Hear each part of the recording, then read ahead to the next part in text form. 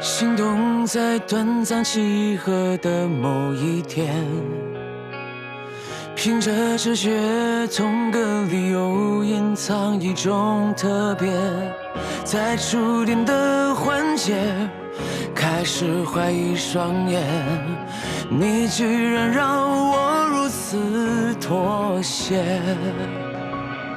你厌倦的这个世界，我已一脸成茧。怎么你的苦恋，我竟侥幸相劝，却发现手上有爱情我不放，从两点一线到观望时间，你恰好出现，让锋芒结束这段流浪。熟悉的光线像会从起点落回心里。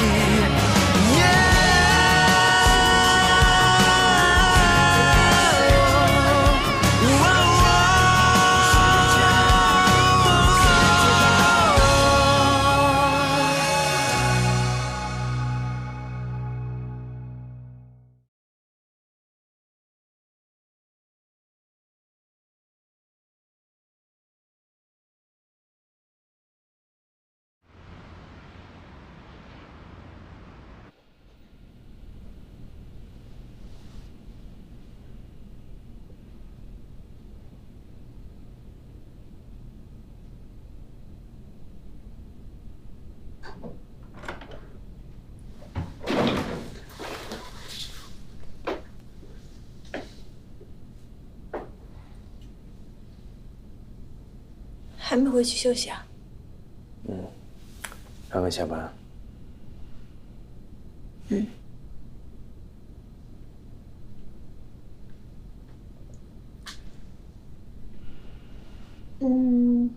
其实你可以回去休息的，这里的护士会把爷爷照顾得很好，不用担心。我知道。那我就先回去了。我送你吧。不用，我自己可以打车。走吧。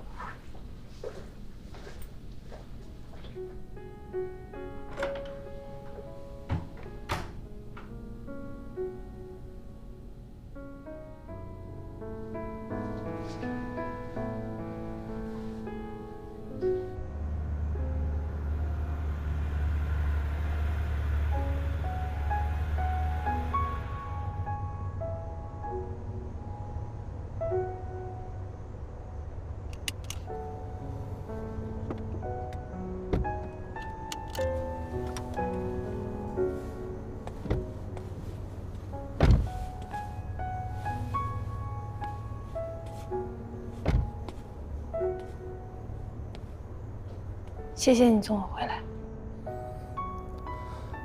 再见。你肚子饿不饿呀？我给你做点吃的吧。我不饿，谢谢。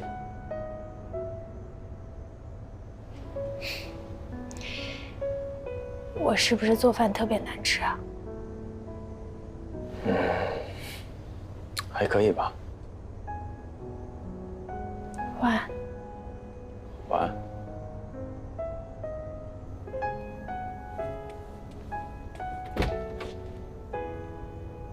傅云深，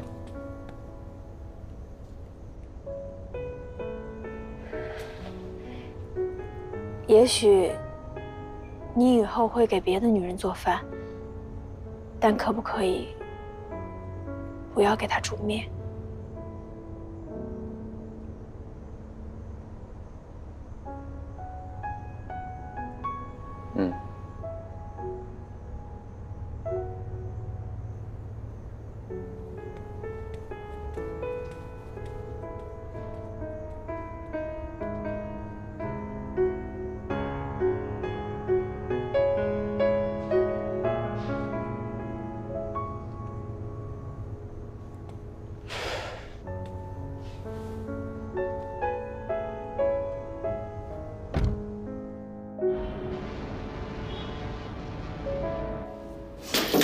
你的意思是要解除股东身份，我还得亲自飞一趟纽约？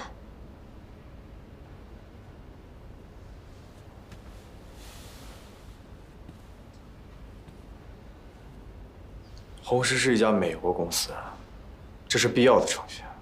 那当初你用我名字入股的时候，怎么不需要我飞美国？你是不是欺负我不懂流程啊？我没理由骗你啊。没理由。我们的婚姻就是一场骗局。你现在跟我说你没理由骗我，你觉得我还会信你吗？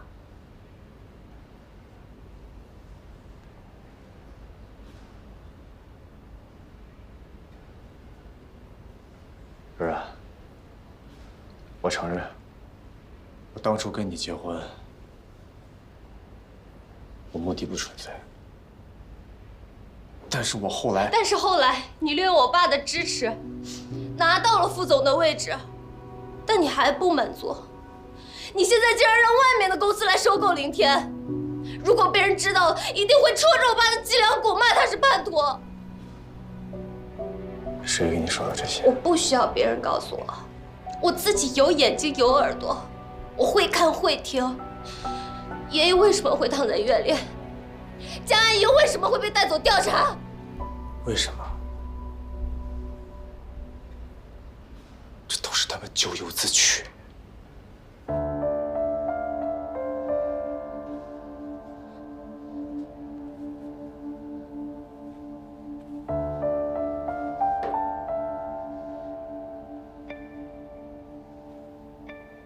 傅西钊，你不顾虑我的感受，我认了。当初是我爱你，要嫁给你，我愿赌服输。可是爷爷呢？他可是养大你的人啊！你到底有没有心啊？放开！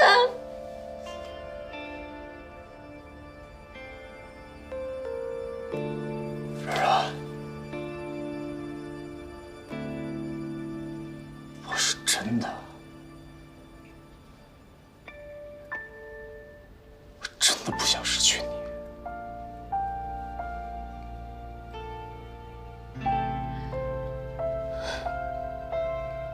傅西钊，我之所以还肯来见你，是因为我们之间还有感情。但这种感情已经不是爱情。如果你心里对我还有一点点，哪怕是一点点的善意，我求你了，放过我行吗？求你。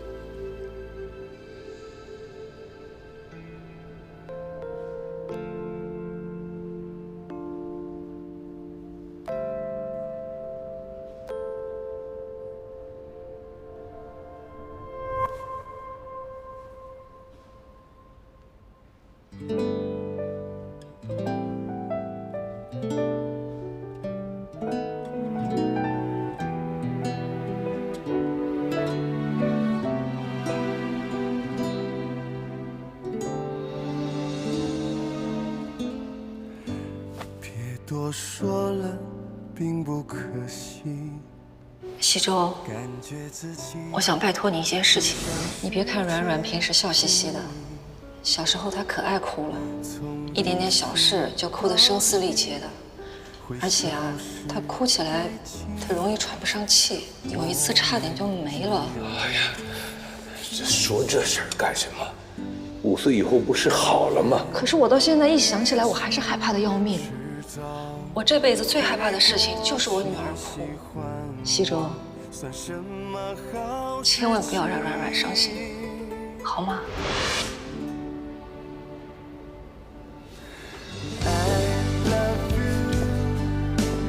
？I love you， 说多了只会平添寂寞几公里，我也不愿意承认我的失语，只为了在你说走之前先放弃。Cause I love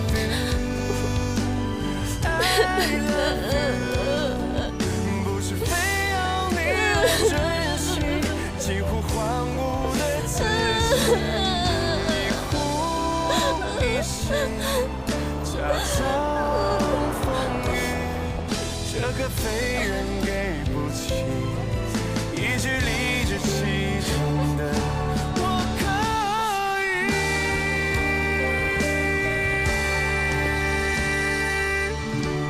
爱你 too。对不起啊，姑娘，哎，我刚才没注意，不好意思，哎，你先别哭，刚才是没注意。姑娘，你先别哭了。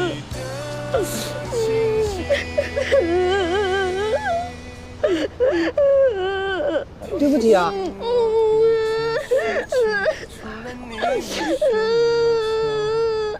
姑娘，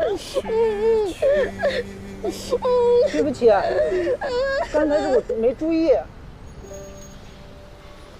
芝芝，能不能帮我一个忙？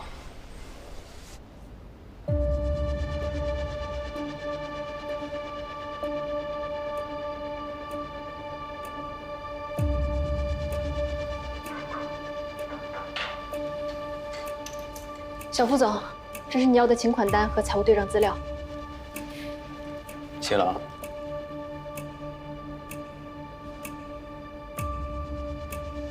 哦，对了，我妈停职后有没有人来过她的办公室？没有，连清洁工都没让进来打扫过。哦，对了，程秘书进来过一次。那我知道了，那你先去忙吧。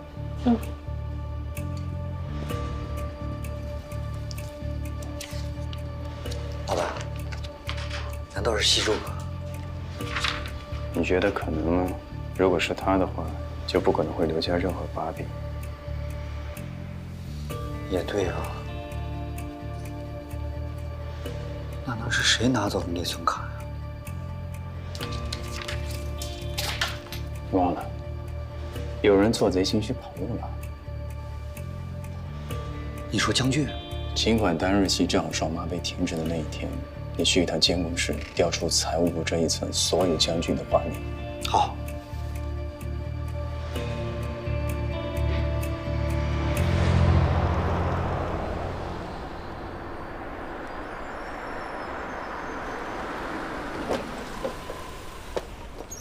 软软，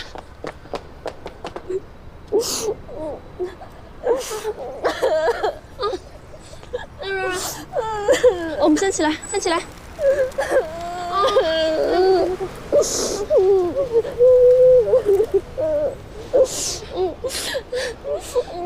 我们去车上说好吗？慢点。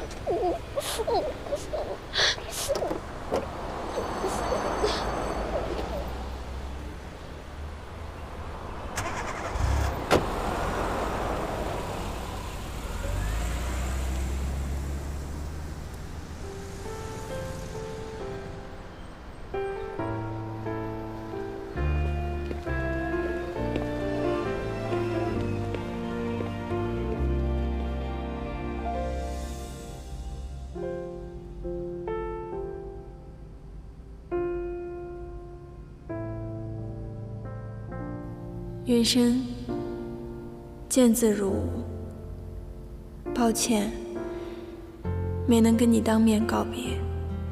这些日子，我人生的主题好像就是一直在告别。承担的太多，我怕把你当作最后的依恋，舍不得放手。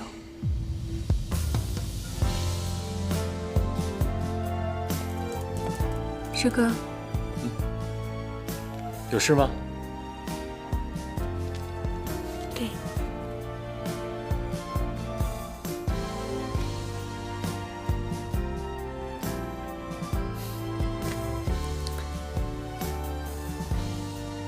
我同意了。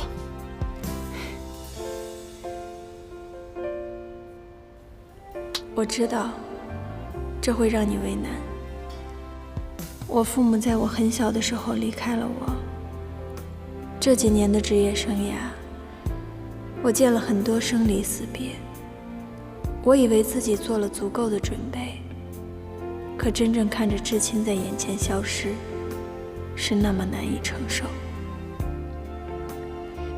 上班的时候，会情不自禁地走到他曾经住过的病房。这真要命！我不能再沉溺悲伤，奶奶也不会愿意看到这样的我。离开也许是一种逃避，但我更愿意把它当做一个全新的开始。云深，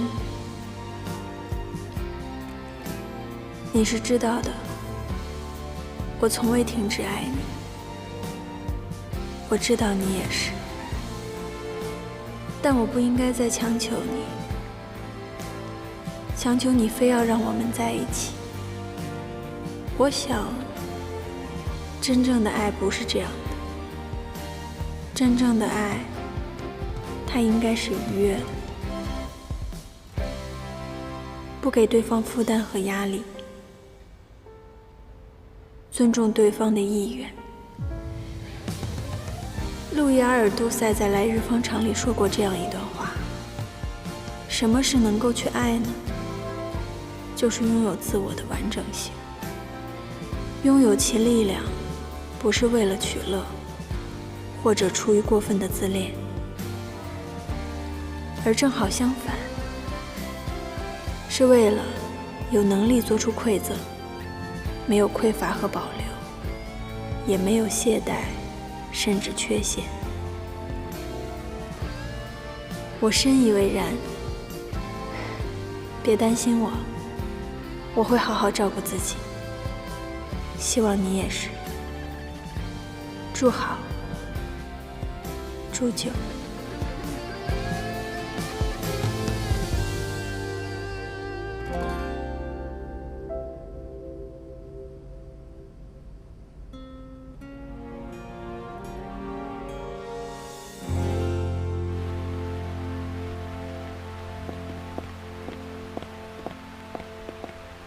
儿啊，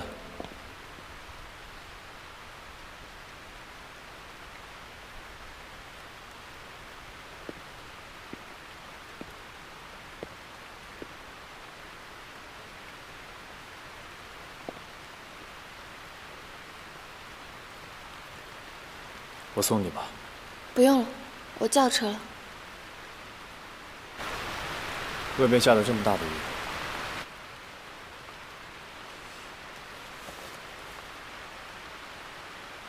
我带伞了。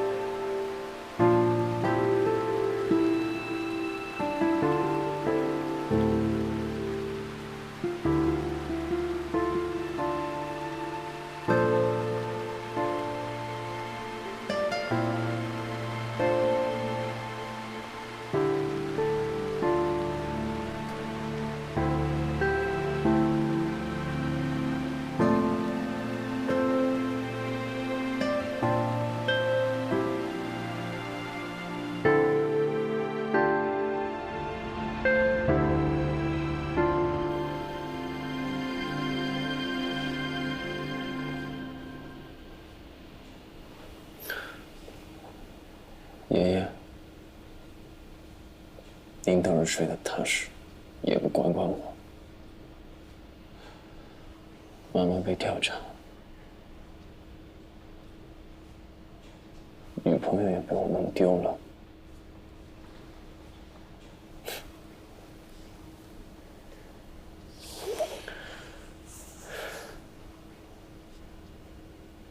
你快醒醒！我真的很需要你的支持。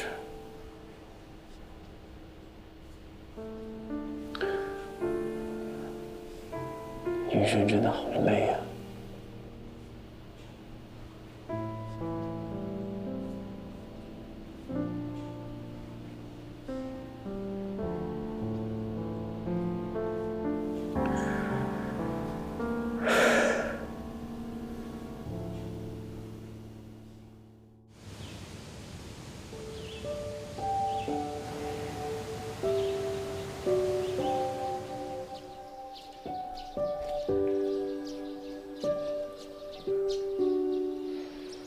小朋友们，大家好！有没有人见过我？我是朱舅，是这里的医生。但是今天呢，我是你们的老师，我要教大家一首唐诗《登鹳雀楼》。白日依山尽，黄河入海流。欲穷千里目，更上一层楼。有没有小朋友知道“欲穷千里目，更上一层楼”的意思？有吗？有。那姐姐告诉你们啊，欲穷千里目，更上一层楼的意思呢，就是我们想要看到更美、更好的风景，就要更加努力，知道了吗？有没有人能读一下这首诗？好，你来。白日依山尽，黄河入海流。欲穷千里目，更上一层楼。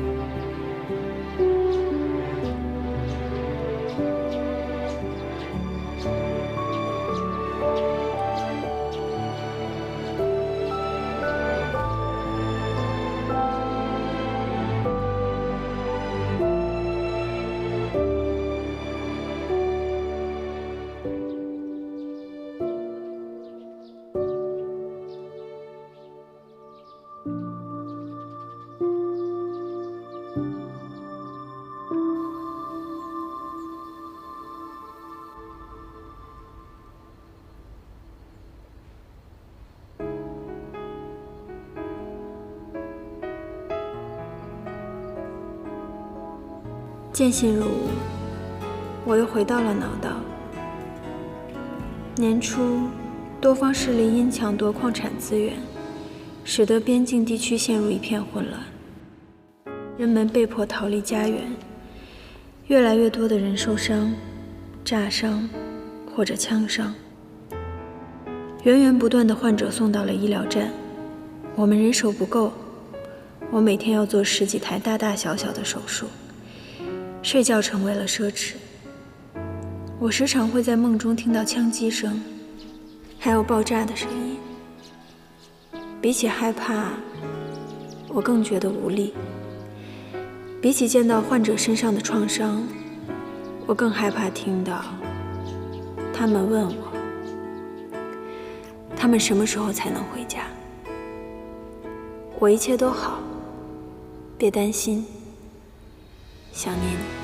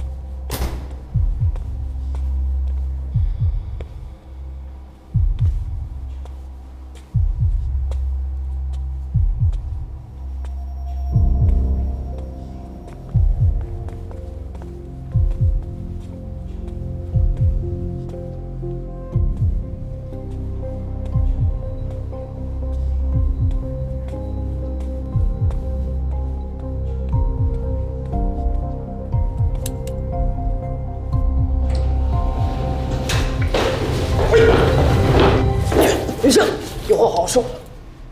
有话好好说，我好不容易找到你，还能让你跑了呀？你快把我吓死！都是误会，我一直有联系你，这不是怕被别人盯上吗？你先松开，我快被你掐死了！你想让你姑姑背黑锅到什么时候呢？你说什么呢？我怎么可能让我姑给我个背黑锅？去自首，说清楚公章是你偷的。对，这没有证据不可以随便说话。不是，你听我说，我知道你不想相信，但是这事儿真是我姑自愿的。她是后悔反咬了我一口是吧？当初是她让我帮着一起对付傅喜洲的。将军，你真是又坏又蠢。你以为财务办公室里面就只有一个监视器吗？你毁了就毫无破绽了。你少胡了！你要有证据，你早报警。哎，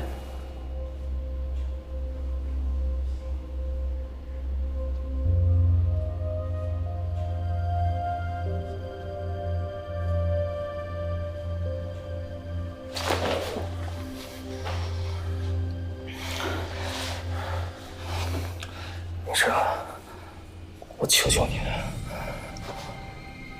真的不能进去，放过我好不好？放过你。你利用你自己的姑姑去做这样的事情，让我放过你。你有没有考虑过她？那你要我怎么样？我现在给你两条路：第一，去自首，你老婆和你小孩会得到很好的照顾；第二，我现在立马就报警，以后你的任何事情都跟我没有关系。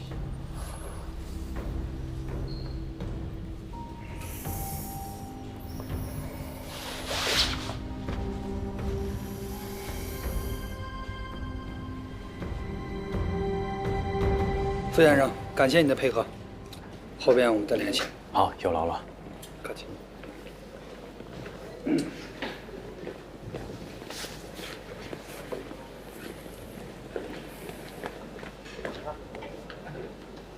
老板，你怎么知道将军今天会来医院啊？他这个人吧，唯一的优点就是疼老婆了。他老婆今天剖腹产。哦，要这么说的话，他还算有救啊。老板，你不知道，我刚刚在车里等你的时候，那是提心吊胆的。有什么可担心的？一个将军而已。我主要担心他认出视频里的人是我。我那身材那么挺拔、气宇轩昂、与众不同的，他就没有一点怀疑？因为心里有鬼的人，一乍自然就认了呀。主要还是我的演技好。哎，老板，我今年希望得到一个奖项啊，0天影帝。奖杯就不用了，多发点奖金就行。的确是。但是程乐啊，我也比较担心的是，你是不是本色出演？朋友们送给我的那些红酒、咖啡机、巧克力豆，我竟然找不到。哎，你跟我找找吧。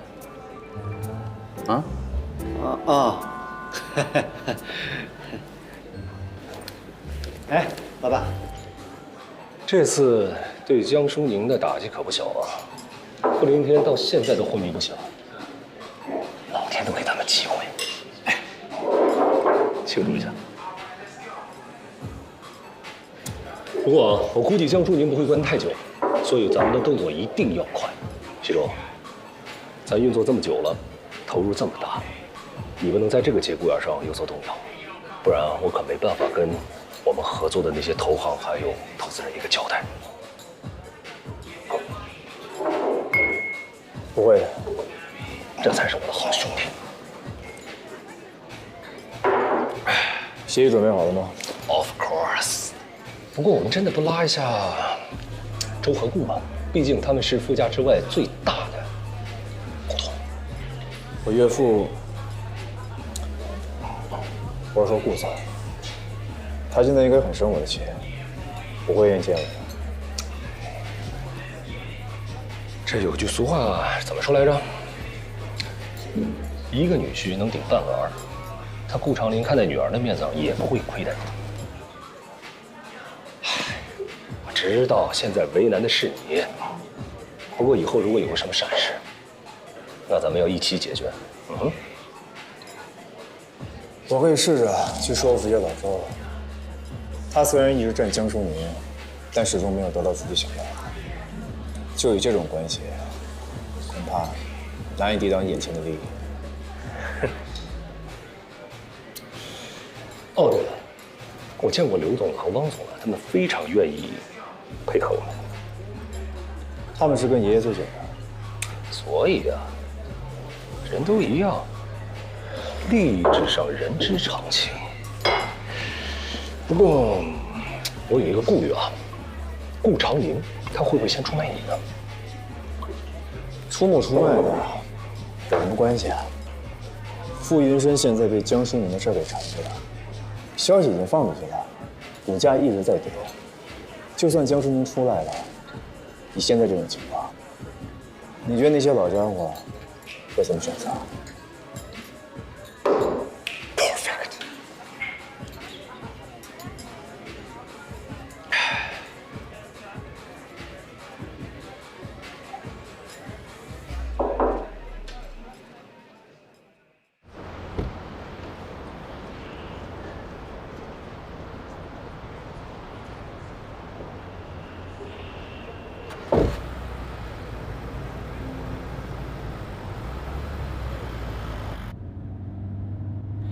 你接到江总了吗？哦，还没有，还得要一会儿。胡律师还在办手续。哦，对了，小副总，你到哪儿了？我就不过去了，你接到他，直接送他回家。哦，好。那对了，小副总，那我怎么跟江总说比较合适呢？都可以。啊，我。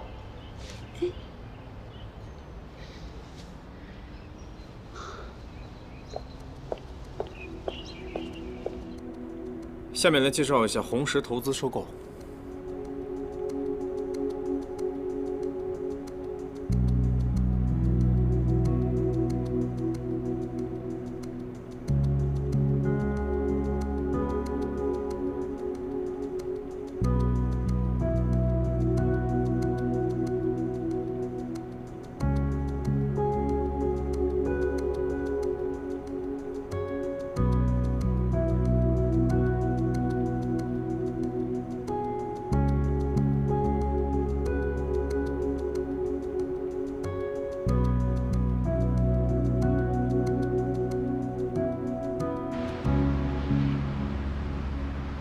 各位，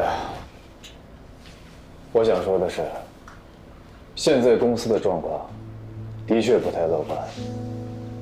之前公司的高管闹出了不光彩的事情，已经让公司的股价跌出了5日均线。爷爷病危的消息也瞒不了几天了，所以之后的影响，我想大家应该都清楚。但是红石愿意以上个月股价的最高点给我们结算，所以现在的情况，我们都是受益的。所以请大家好好考虑一下。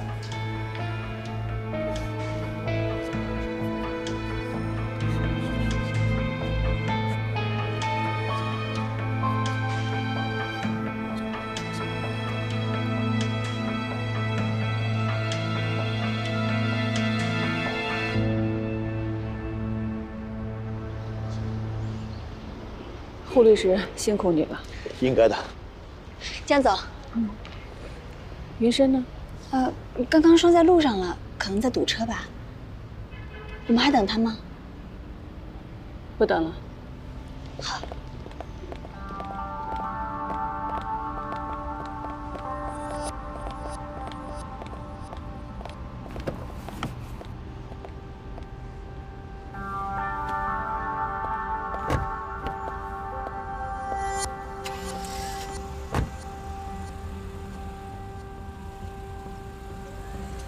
我做过调查，红石这几年在各行各业的投资业绩非常好。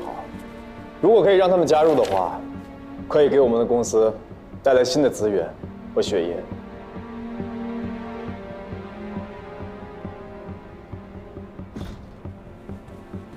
哎，不好意思，我迟到了。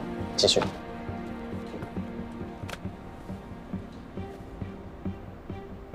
关于收购计划，里面有详细的资料，大家确认完了，做完决定就可以签字了。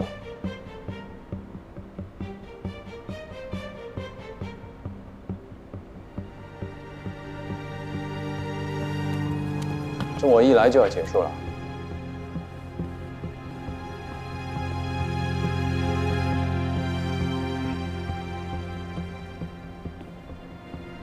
你要有兴趣的话，可以找陈欢要一份协议书。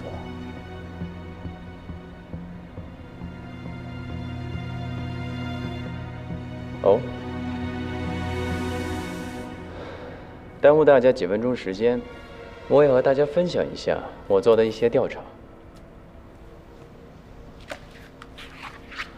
红石的确是一家非常有实力的公司，但是这家公司并不是做风投起家的。他们呢，最主要的买卖呢，就是收购一些低价公司进行拆卖，所以我非常怀疑傅一舟的动机。这个呢，是几个红石的经典案例。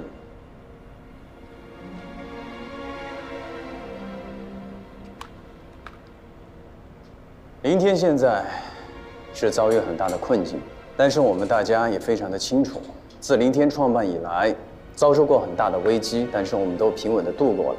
况且我们林天还有自主研发的疫苗，还有稳定的客户群，所以大家千万不用紧张。你的决心我们都能理解，但是喊喊口号嘛，大家都会，变现就难了。副总也是为了我们几个元老着想，不想让我们一辈子的努力都白费了。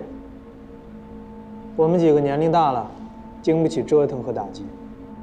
是啊，这个我在私下也有个大概的了解。红石的条件对我们来说，的确是及时止损的。那你们没有听副总说过吗？副总的妻子顾软软也是红石的股东啊。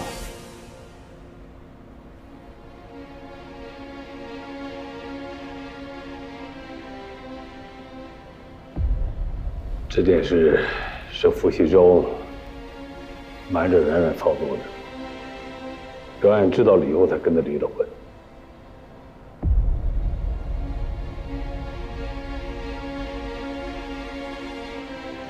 大家也听顾总说到了，我跟顾软软已经离婚了，在法律的层面上，我跟红石一点关系都没有。倒是小副总把这件事情抬到桌面上说，到底是什么目的？我能有什么目的？那副总你就直接一点说呗，绕这么多的圈子，目的又是什么呀？傅西周，你到底什么目的？若真的是好事，为什么背地里把我们聚在一起？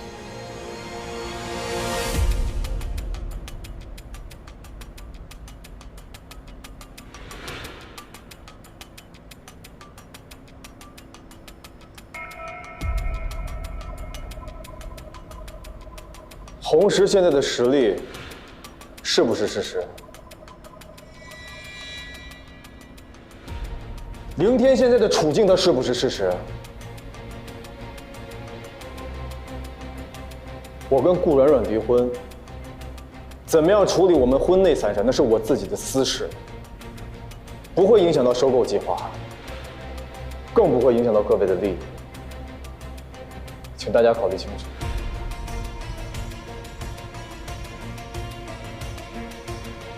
我是为了各位。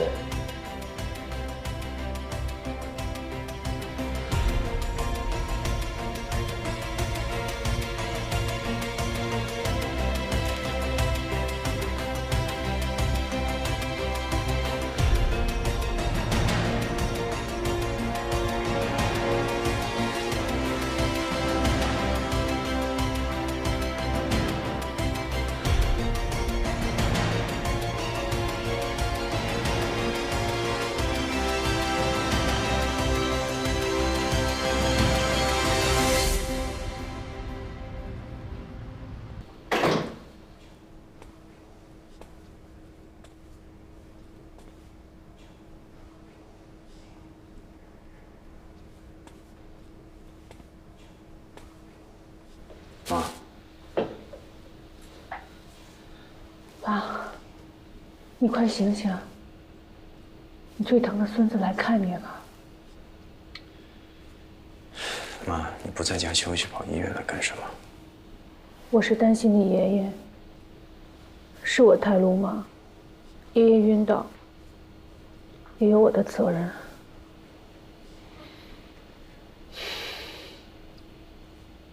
傅西周今天的动作，你都看到了吗？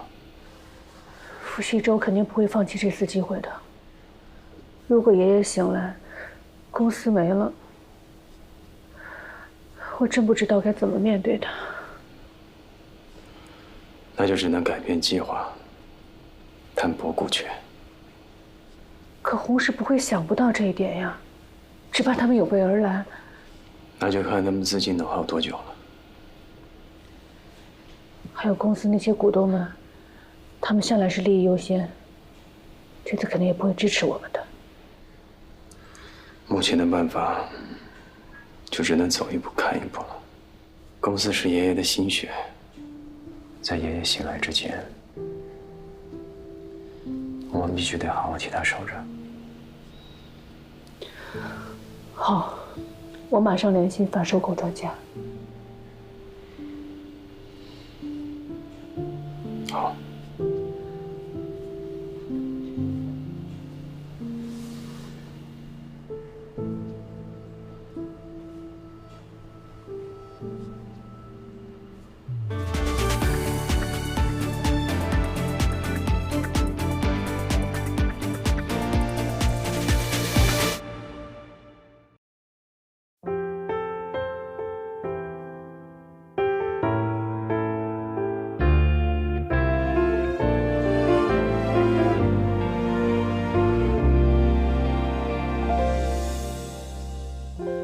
我看见你在角落，身体被脆弱包裹，摇着床背对我，江南情冲破。